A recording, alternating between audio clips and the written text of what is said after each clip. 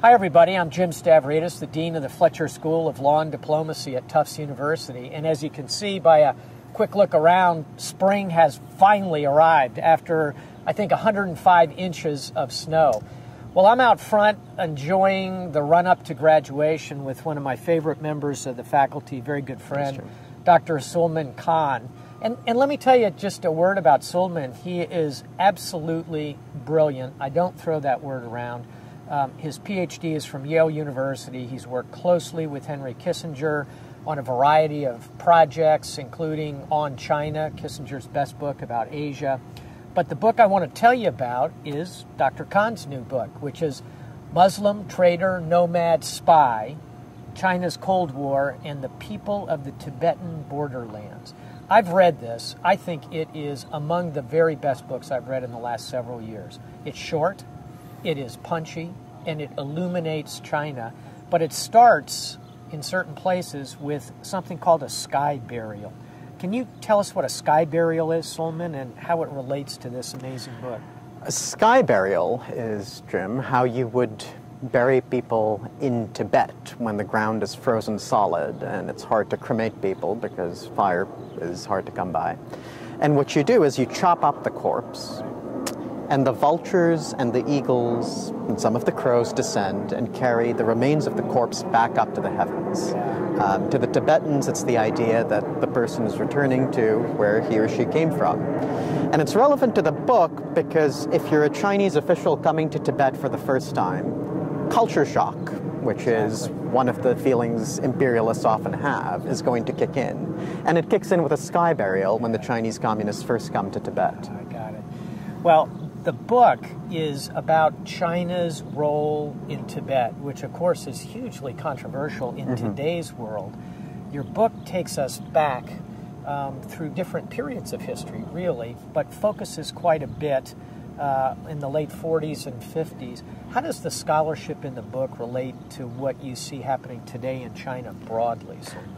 The answer to that question changes each time I answer it, of course, but I'll give you a couple of things. First of all, if you want to understand why China looks the way it does today, where its boundaries are, what kind of people it incorporates, why they talk about minorities in a certain way, you really have to go back to the experience with Tibet, which is where the Chinese first wrestle with who are we as a country? Do we include these people who look very different from us?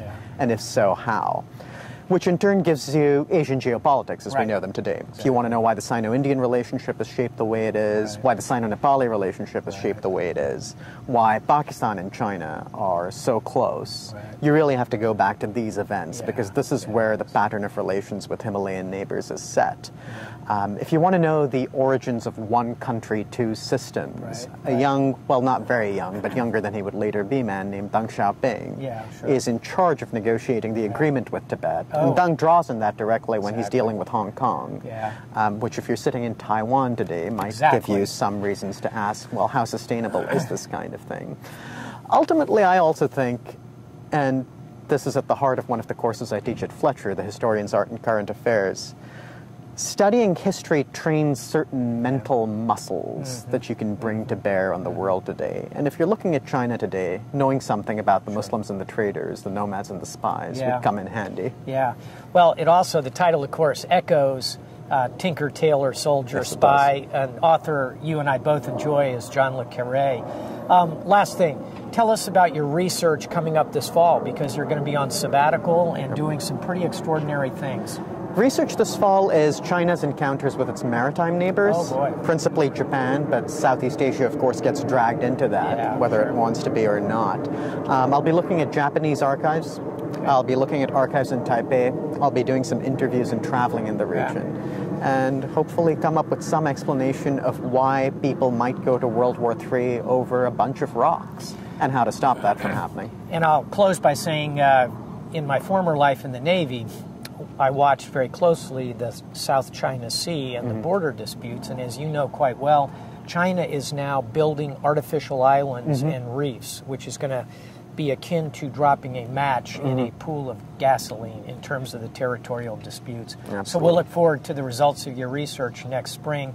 And I'll close by saying again, this is a terrific summer read. It's something interesting, fascinating, but also illuminates the present, which is what the historian's art is all about.